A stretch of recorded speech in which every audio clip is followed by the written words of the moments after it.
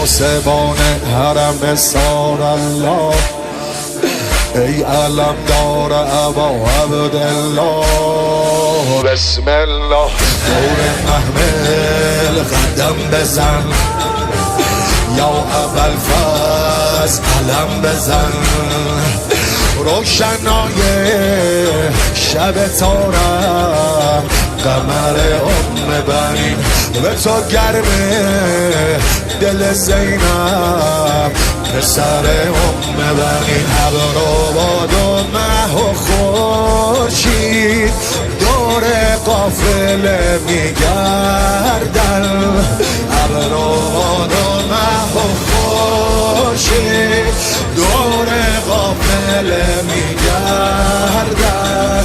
به خیمه های سار الله عرض ارادت میکردم، عرض ارادت میکردم.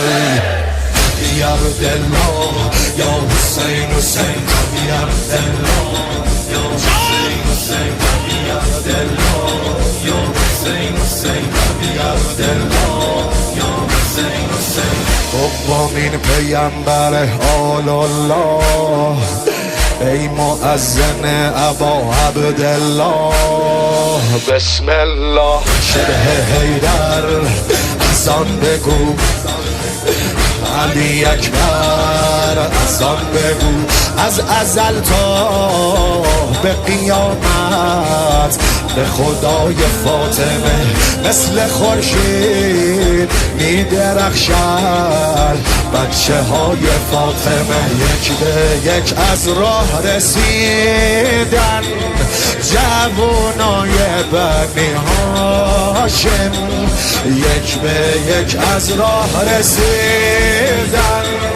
جوانای بنی هاشم با پرچم حسن اومد حضرت شهزاده قام. یا عبدالله یا حسین حسین یا عبدالله